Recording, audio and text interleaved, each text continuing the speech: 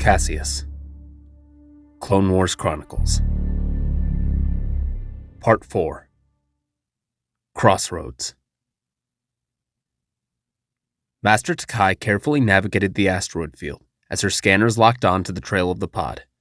So they did manage to navigate their way through. R3, what's the closest system to our location? Caseus.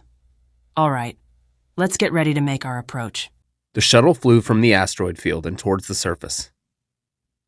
On Caseus, Click, Clack, and Scrum followed Bottlecap, who was keeping ahead of them by a healthy lead. Cap, slow down! We have to stick together. I'm not slowing down until we find civilization. You don't even know this place. There might not be any civilization here. Trust me, once we get over that hill there, we're bound to see a town, a spaceport. It wasn't long before they crested the hill and saw, not civilization, but an expanse of mountainous terrain leading towards the sea. What was that you were saying, Cap? Town or spaceport? Shut your mouth, Scrum! Let's keep moving. Click Clack grabbed his shoulder. The further we walk, the less likely we are to be found. Exactly! I don't want to be found. I want to leave and find my own place, where I'm not treated like dirt. You know what, Cap? You think the galaxy revolves around you. That's your problem. When you screw up, you blame everyone but yourself. That's a load of banter crap. Besides, you heard how they talk about us, treating us like we don't matter, like liabilities. Shut up, Scrum! Maybe if you applied yourself and stuck to your guns, they wouldn't treat you like that. Scrum and I were perfectly content in cargo duty, but now we're stuck out here because of you.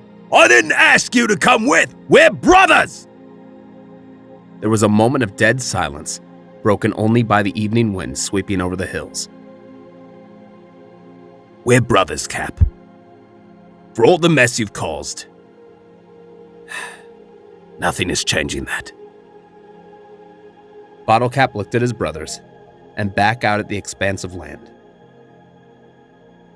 Cap, don't throw everything away like this. Bottlecap sighed. Let's look for a vantage point. Maybe we can find a town or something. Cap, come on. You can't just, if we find one, we might be able to get a signal out to the Caladan. Call for a pickup. Click Clack smiled and nodded, patting Bottlecap's shoulder. It'll be all right. You'll see. Scrum and I are with you, right, Scrum? Scrum! Scrum! Click Clack turned and saw Scrum pointing at something. A big cloud of dust moving towards them. What is that? A dust storm? I don't think so. Dust storms don't make the ground shake. As the approaching cloud got closer, they could see it was not a dust storm, but a stampeding herd of large bird-like creatures with thick coats of fur heading straight for them. I think we better run for it! The three clones ran as fast as they could down the hill as the herd of creatures crested the hill and ran towards them. At the bottom was a gorge leading to a steep drop. Cap! Dead end! Bottlecap looked at the gorge and all around, seeing a few large rocks towards the ledge. Behind those rocks! Click Clack and Scrum ran faster, catching up to Bottlecap as they hid behind the rocks as the stampeding herd soon halted and came to a stop, stomping their feet towards the ledge and snorting as the pack leader let out a yelping cry and commanded the rest of the herd to follow him as they walked away. Click Clack breathed heavily as he peeked out over the rock. Phew! They're gone. Now what? Bottlecap looked over the ledge of the gorge down to a steep fall into the running water below. Dang it. We'll have to go around. That could take all day. We don't have a lot of options, do we? Scrum pointed across the gorge. Sure we do. Look! Across the gorge was a tree. We can use our cables. We don't have our cables, Scrum. We left our gear on the Caladan. Bottlecap held up his grapple cable. I've got mine. It won't be enough. Unless... Click Clack looked over the side of the gorge and saw long vines stretching down across the wall of rock. Grab those vines. As they grabbed on, Bottlecap and Click Clack heaved and ripped the vines away from the wall in a large tangled mess. Now what? We tie these together and attach one end to your cable. These should give us just enough to reach the tree. You think it'll work? I'm like 80% sure. What's the other 20%? We fall to our deaths screaming like lizard monkeys. I don't like that. Well, then just be sure to tie the knots correctly. After a few minutes, the vines were secured to Bottle Cap's cable launcher. Okay, let's give it a go, Cap. Bottle Cap aimed, but handed the launcher to Scrum. Here, you're a better shot. Scrum slowly nodded and took the cable launcher, aiming carefully before firing and sending the hook clear across the gorge as it attached to the tree. Great shot, Scrummy! Bottle Cap grabbed the other end of the vine and staked it into the ground, tying it as tight as possible. Okay, that should hold. I hope. All three brothers looked across the gorge to the long drop below. So, who's going first? Not. Ah, dank Theric. Fine. Here goes nothing. Click-Clack slowly lowered himself to the vine and grabbed on before allowing his feet to dangle. And then, he let his weight be supported. Okay, it's holding. Good. Now get to the other side. Click-Clack slowly moved one hand in front of the other as he crept closer.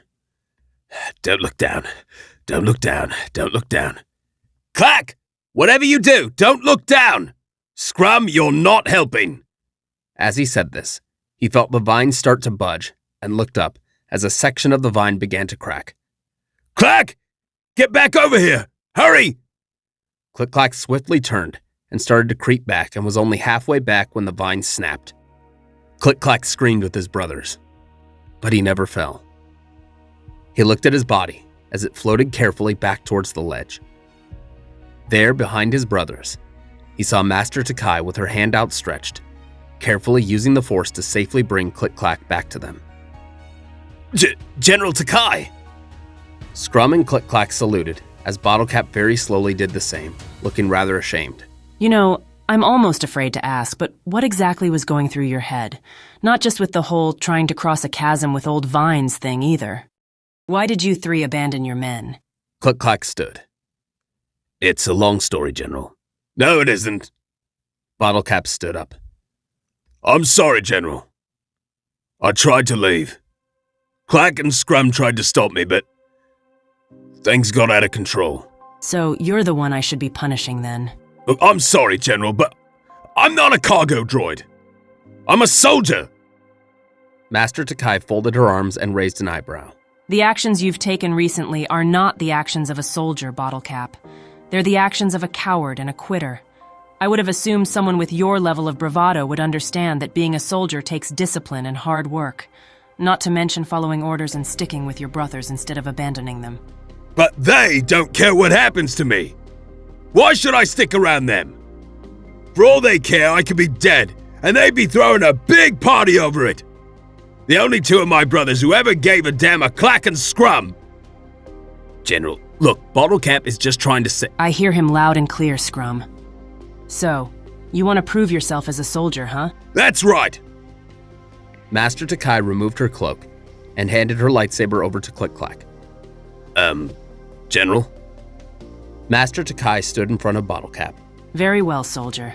If you can land a single punch on me, I'll see that all is forgiven, and you and your brothers will be assigned to infantry. Deal? You want me to try and hit you? Exactly. I'm unarmed. Are you afraid, Cap? Bottle Cap sneered and threw his gear down. Cap, I really don't think this is in your best interest. Shove it, Clack! I'm gonna show her! Master Takai stood with her hands out at her sides. Well, are you just gonna stand there? Show me what you can do. Bottle Cap roared and threw himself at Master Takai as he swung his fist toward her face.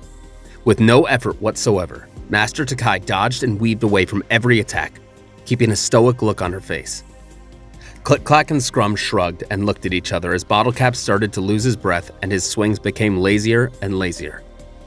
With one more punch, Bottle Cap tried to hit her as Master Takai grabbed his fist and twisted it, flipping him over onto his back.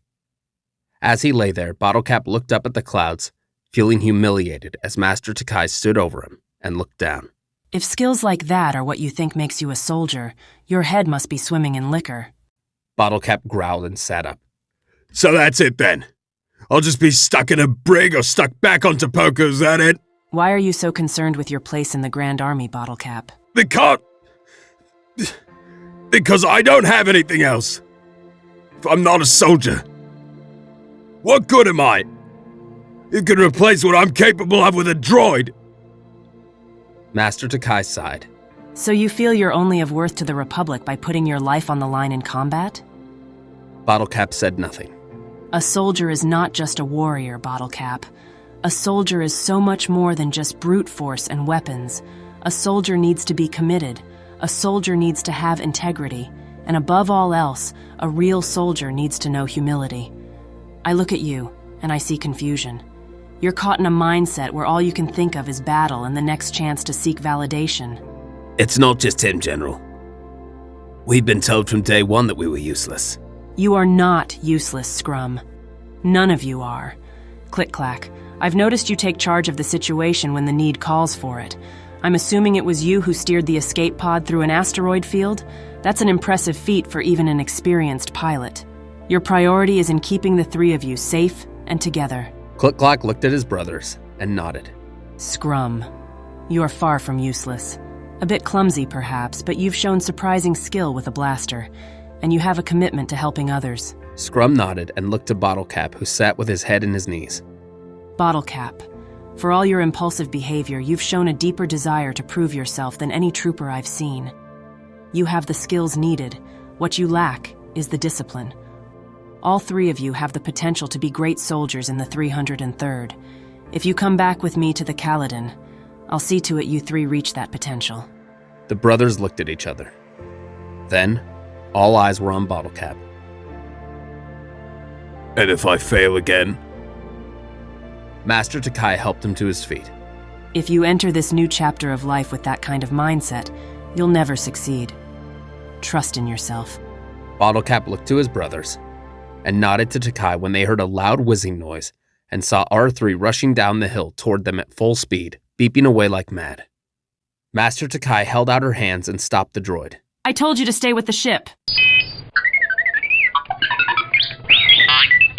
A transmission. R3's optical lens glowed as a hologram of Caseus appeared. Master, where are you? We just received our deployment orders. If you aren't back soon, the Caladan will be forced to depart without you. I'll try to stall things as long as I can, but hurry.